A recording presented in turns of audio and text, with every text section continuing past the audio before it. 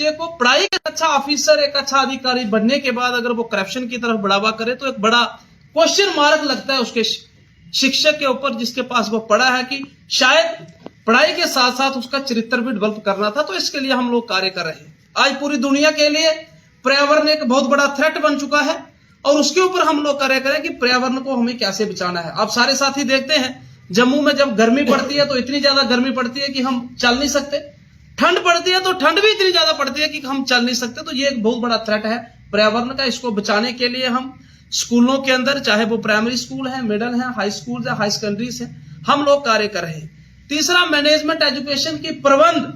कोई भी दुनिया में प्रबंध नहीं करना चाहता, हर खोड़ में आगे लगे हैं, मैं आगे जाऊं, मुझे अच्छा बड़ा पद मिले, फिर उससे बड़ा मिले। मैनेजमेंट हमें कैसे करना है, अपने बच्चों को कैसे सिखाना है, ये बड़ा जरूरी है। और फिर है टीचर एजुकेशन के शिक्षक शिक्षा, कैसे हमने बच्चों को शिक्षा देनी है। एजुकेशन इन मदर टंग, मातृभाषा में शिक्षा।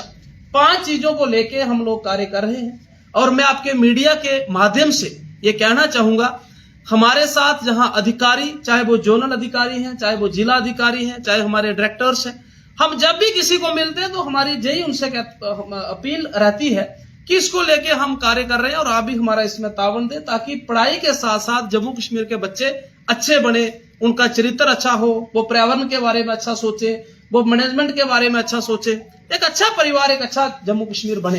इसके साथ साथ जो हमारी समस्याएं रुकी पड़ी हैं, कुर्सियों में बैठे हुए, जैसे मैंने पहले कहा, हमें नियुक्त किया गया है बच्चों को पढ़ाने के लिए, लेकिन हमारा जो विजन, जो पूरे जम्मू कश्मीर के 20 जिलों के लोगों ने मिलकर बनाया है, वो मैंने आपके सामने रखा।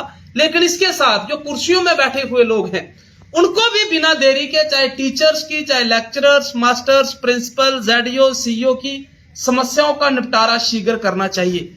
आज बड़े दुख की बात होती है जब सोशल मीडिया में ये वायरल होता है कि इतने हमारे हाई स्कूल्स हेडमास्टर्स के बगैर हैं, इतने हमारे स्कूल्स मास्टर्स के बगैर हैं, इतने हमारे स्कूल्स स्पेसिफिक सब्जेक्ट के लेक्चरर्स नहीं है। किसने काम करना है? अगर हम शिक्षा की बात करेंगे, ठीक है, हम शिक्षक हैं, हमें तो लगा दिया गया। अगर हमें हमारे स्कूल में 50 बच्चे होंगे, 40 बच्चे होंगे, एक शिक्षक होगा, 2 होगा, हम फिर भी पढ़ाएंगे। लेकिन जो पोस्ट खाली पड़ी हुई हैं, उसके ऊपर कार्य किसने करना है? जहां सरकार बनी है, नहीं, हम सरकार से कहना चाहते हैं कि आप मेहरबानी करके एक बड़ी शीघ्र बैठक लीजिए इसकी, और पूरे अधिकारियों को बुलाएं, अगर जो एसोसिएशन के अलग अलग लोग हैं उनको भी बिठाएं। एक चिंता का विषय है, क्योंकि वही देश आगे बढ़ेगा जो पढ़ेगा।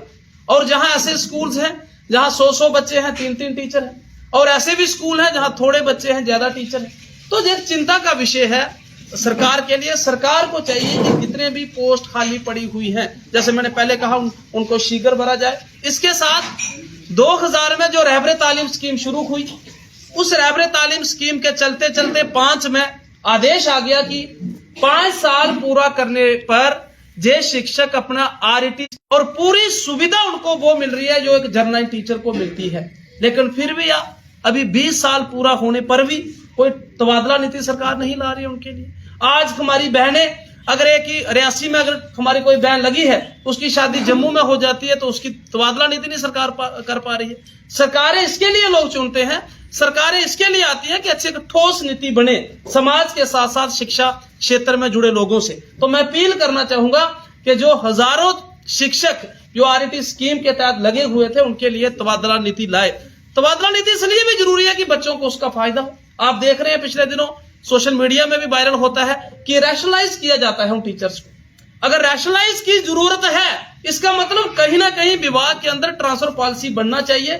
लेकिन जो लोग बैठे हुए हैं, शायद वो प्लान नहीं कर पा रहे, वो सोच नहीं पा रहे, नहीं बना पा रहे, ऐसा हमें लग रहा है। तो एक शीघ्र तबादला नीति शीघ्र बनाई जाए। 5 साल जो हमने दिए एज RET, 1500-1000 रुपया हमें मिलता था, हम चाहते हैं कि उसको भी हमारे सर्व सरकार में शामिल किया जाए। सरकार को चाहिए कि उसके बारे में भी कोई आदेश, जहां सरकार बनी है, हम अपील करना चाहेंगे कि वो भी, उसका भी आदेश एक जारी होना चाहिए। और जो रुकी पड़ी फाइल्स डायरेक्टरेट ऑफिस में, चाहे वो डायरेक्टर जम्मू में है, चाहे डायरेक्टर कश्मीर में है, चाहे वो CEO ऑफिस में है, चाहे किसी की टाइम बाउंड है, चाहे किसी की म्यूचुअल है, ये छोटे मोटे काम होने चाहिए। आजकल डिजिटल जमाना है, और मैं आपके माध्यम से यह भी अपील करना चाहूंगा सरकार से, हर काम की एक समय सीमा तय हो। जैसे स्कूल का टाइम टेबल होता है, 8 से हमने जाना है, 4 बजे छुट्टी करनी है, हर एक फाइल का समय सीमा तय हो। कि ट्रांसफर कितने महीने के बाद होनी है, कितने साल के बाद होनी है ट्रांसफर, टाइम बाउंड फाइल एक दफ्तर में कितने दिन रहती है, स्नैटी की फाइल एक दिन में कितने दिन रहती है। हमारे टीचर स्नैटी की फाइल जमा कराते हैं, उनको रसीद भी मिलती है, लेकिन बाद में पता चलता है उनका नाम लिस्ट में नहीं आया। तो ये एक चाहिए जो डिपार्टमेंट के अंदर, जो ऑफिस के अंदर लोग बैठे हैं, कृपा करके इन छोटी छोटी समस्याओं की तरफ ध्यान दें, ताकि जम्मू कश्मीर में हमारे जो शिक्षक हैं वो परेशान ना हो। अगर वो स्कूल छोड़ के ऑफिस में आएंगे, अगर एक टीचर रजौरी में उसका काम होगा भाई साहब, जब 2 3 4 बार उसका काम नहीं होगा, जब वो रजौरी से जम्मू आएगा, अपना पैसा भी खर्च होगा, उसका बच्चों का भी नुकसान होगा। तो चाहिए कि ऑनलाइन के माध्यम से घर बैठे टीचर का समस्या का समाधान होना चाहिए। बाकी आज जो नए हमारे साथ ट्रेड यूनियंस जो शामिल हुए हैं, हम इनका भी जम्मू कश्मीर टीचर एसोसिएशन में बहुत बहुत स्वागत करते हैं, अभिनंदन करते हैं। और हम मिलकर, जैसे मैंने पहले कहा कि लौकिक शिक्षा के साथ साथ बच्चों की पढ़ाई के साथ साथ बच्चों का चरित्र कैसे बना, बच्चे अच्छे कैसे बने, इस तरफ जम्मू कश्मीर टीचर एसोसिएशन कार्यरत है।